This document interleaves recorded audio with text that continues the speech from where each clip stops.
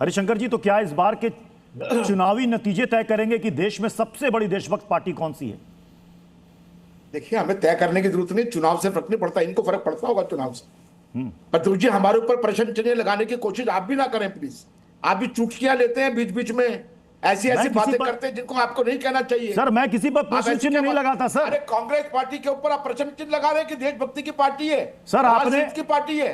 Sir आपने कहा, sir आपने राष्ट्रगीत को अपना धरोहर बना दिया। सर आप कहते हैं देश का धरोहर है सर, सभी का धरोहर है सर। नहीं, आपको तो निष्पक्ष रहना चाहिए। आप सर, मैं निष्पक्ष हूँ, निष्पक्ष था, वो हमेशा रहूंगा सर। नहीं, निष्पक्ष नहीं बोल रहे पर सर वो आपकी राय हो सकती है। हमेशा बढ़िया बात करते हैं आप, हमेशा बढ़िया बात करते हैं, आज पता नहीं आपको क्या हो गया है। नहीं सर, सवाल देश, अरे कांग्रेस पे प्रश्न लगा रहे हैं कि आप देशभक्ति वाली पार्टी है। सर मैं किसी को नहीं कह रहा, क्या मैंने आपको एक बार भी कहा आप देशद्रोही हैं? मैंने कहा क्या? मैंने एक बार भी कहा क्या? आप अपने से अज्यूम कर ले रहे हैं, अलग बात है सर। मैंने किसी को नहीं कहा। 2014 के अंदर बीजेपी सरकार में आई थी तो उनका नारा क्या था? कांग्रेस मुक्त भारत। उनका नारा क्या था? कांग्रेस मुक्त भारत। ये भारत से कांग्रेस को मुक्त करेंगे, ये भारत से भारत को निकाल देंगे। ऐसा संभव हो सकता है क्या? आज तैयारी हो गई है विघटनकारी नफरती भारत मुक्त की तैयारी कर ली हम लोगों ने, और वो दिन दूर नहीं है। चुनाव में जीतना हारना अलग बात है। आज देश की पूरी जनता एक सिरे से लेकर आखिरी सिरे तक इन लोगों से नफरत करती है। देश का युवा इनसे नफरत करता है, जिसके ऊपर दम लगा कर ठोकते थे। और तुष्टीकरण की बात कर रहे हैं। तुष्टीकरण समझ लीजिए बात को, तुष्टीकरण की बात कर रहे हैं। मुसलमानों का तुष्टीकरण हमने कर दिया, दलितों का तुष्टीकरण हमने कर दिया, बौद्धों का तुष्टीकरण कर दिया, ओबीसी का तुष्टीकरण कर दिया। तो भैया आपने भी कुछ किया होगा कभी? मैंने ये सवाल इसलिए पूछा था। एक मिनट सुन लीजिए बात को। जी जी, एक मिनट। हाँ, तुष्टीकरण कर दिया। अब कल डिबेट के अंदर, उस दिन आपने हल्द्वानी के अंदर खड़गे जी के भाषण के बाद में इनके सेवकों ने, इनके समर्थकों ने शुद्धिकरण किया। अच्छी बात है, शर्म नहीं आती? दलित कहकर शुद्धिकरण किया। और कल की डिबेट में इनके ही प्रवक्ता, आरएसएस के प्रमुख प्रवक्ता संगीत रागी ने गलत बोल रहे हैं। अरे छोड़िए, चुपिए, आप बीचों मत बोलिए। हमारी डिबेट में नहीं थे सर। नहीं, मैं बता रहा हूं आपको, सुनिए, डिबेट में थे। संगीत रागी ने कहा कि दलित मानसिकता थी। अरे आप मुद्दे का जवाब दीजिए ना, पता नहीं किसकी बात। अरे आप घबरा क्यों रहे हैं? क्या कर रहे हैं आप? घबरा क्यों रहे हैं आप? सर किसकी डिबेट में किसने क्या कहा उससे मतलब नहीं है सर। हमारी डिबेट में कोई कहा तो हम उस पर चर्चा कर रहे होते सर। तुष्टीकरण दलितों का भी कर दिया आपने। ये देश का दलित समझ रहे हैं बात। हरिशंकर सर, इतना क्लियर कर दीजिए सर, जब कांग्रेस का ये ऑफिशियल स्टैंड हो गया है सर कि हम 2 अंतरे से ज्यादा नहीं गाएंगे, तो अब जितने भी राज्य स्तरीय सरकारी कार्यक्रम होंगे उनमें भी ये यही चलेगा या सिर्फ कांग्रेस के पार्टी स्तर पर चल रहा है? बीजेपी की गवर्नमेंट अटल बिहारी वाजपेयी की 5 साल तक थी, तब भी यही चला था, आज भी ये चल रहा है। यानी कि कांग्रेस शासित राज्यों में किसी भी सरकारी कार्यक्रम या सरकारी आयोजन में ऐसा नहीं होगा। मैं जल्दी से सिद्धार्थ जी मैं आपके पास आ रहा हूं। सिद्धार्थ जी, बार बार ये कहना कि साहब उस समय जो फैसला लिया गया वो सही नहीं था, वो अपमान था, तो सर वो फैसला कलेक्टिवली लिया गया था सर। वो कलेक्टिवली फैसला लिया था जिसमें सभी की राय थी, जिसमें महात्मा गांधी भी शामिल थे, जिसमें नेताजी भी शामिल थे, अबुल कलाम आजाद भी शामिल थे, सभी लोग शामिल थे, और यहां तक कि गुरुदेव रविन्द्रनाथ टैगोर की भी राय थी। तो क्या उन सब को यह पता नहीं था कि हम ये जो फैसला कर रहे हैं बाकी के 4 चंद या 4 अंतरे हटाकर इससे अपमान हो जाएगा?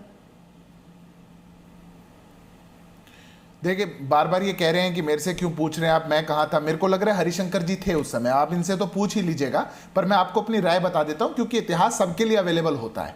और जब मैंने page number 341 selected works of Jawaharlal Nehru आपके सामने कोट कर रहा हूं, और मैं जो जवाहरलाल नेहरू ने खुद लिखा अपनी किताब में उसको कोट कर रहा हूं, तो हमको मंशा स्पष्ट हो जाती है। कोई मंशा में किसी को कमी नहीं होनी चाहिए। एक व्यक्ति का विचार था, कोई कलेक्टिव डिसीजन नहीं था। एक व्यक्ति को लगा कि मैं जिन्ना को खुश कर दूंगा, कोई भारत का विभाजन तो होने नहीं वाला, शायद जिन्ना इसी कारण से मेरे को प्रधानमंत्री में स्वीकार कर लेंगे, मैं भी प्रधानमंत्री बन जाऊंगा। पर ये करने के बाद भी देश का विभाजन हुआ क्योंकि बीज इसी से बोया गया। देश को बीज बोकर, ये जो बीच में कमेंट्री कर रहे हैं ना विवेक जी, आपको मैं क्रिकेट कमेंटेटर बना देता हूं, जाकर के बैठा करिए, हर बॉल पे बताया करिए छक्का लगा कि चौका लगा। आपको लगातार कमेंट्री की आवश्यकता है क्या? नहीं, सुन लेंगे आपको बाद में, मैं बात बोल रहा हूं ना, आप मेरे बात बोल लीजिएगा। अभी और चुपचाप आपने सुन मुस्लिम लीजिए, वर्ड मैं यूज बोल रहा किया, हूं, उसके बाद आपने आप मुस्लिम बोलिए। वर्ड कोट किया। स्पष्ट बात सुन यह लो, है, आपने मुस्लिम वर्ड कोट किया, जिंदा नहीं कोट किया। मैंने जो यूज किया है वो दर्शक सुन रहे हैं, मत करिए। जो दर्शक सुन रहे हैं मैंने वही यूज किया है। मैं स्पष्ट बोलता हूं कि एक व्यक्ति का विचार था, एक व्यक्ति ने ये साफ किया कि मैं चाहे शायद ऐसा करके जिन्ना को खुश करके और शायद गद्दी को संभाले रहूंगा। एक व्यक्ति के विचार को सबके सर पे नहीं मंडना चाहिए। इतिहास के साथ बेईमानी है। अगर एक व्यक्ति उसका ड्राइवर था, अगर वो कोट करता है और वो कहता है कि हाँ ये होना चाहिए, तो ये सबके सर पे नहीं मंडना चाहिए। ये देश के साथ मजाक है। और मैं एक चीज पूछ रहा हूं, अगर देश के आजादी सेनानियों ने 1937 तक वंदे मातरम पूरा गीत गा करके देश की आजादी की लड़ाई लड़ी, तो जवाहरलाल नेहरू कौन है जो उसमें कटनी चाहिए? जवाहरलाल नेहरू का इंडिविजुअल डिसीजन नहीं था, पूरे देश की डिसीजन था। आप 1906 के बाद अनेक लोग जेल में गए और अनेक लोग जेल में गए क्योंकि वो वंदे मातरम गाते थे, पूरा गीत गाते थे।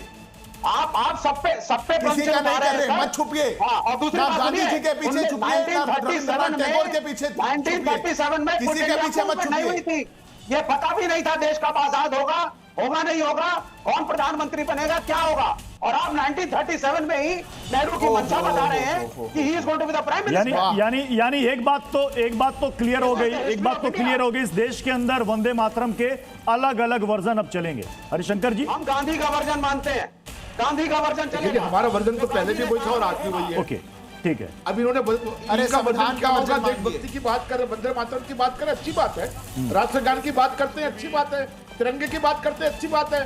जय हिंद की बात करते हैं, तो हम तो बहुत कुछ है, हमें तो कोई इतराज नहीं है इसके अंदर। अगर ये बात करते हैं तो हम स्वागत करते हैं इस बात का, लेकिन ये अपनी बात पर कायम रहे, ये अपनी बात पर कायम रहे। एक घंटे में बात बदलते हैं ये लोग। अब समय इजाजत दे रहा है, इस बहस को यहीं पर समाप्त करना पड़ेगा। बहुत बहुत शुक्रिया आप सभी मेहमानों के साथ ताल ठोक के जुड़ने के लिए।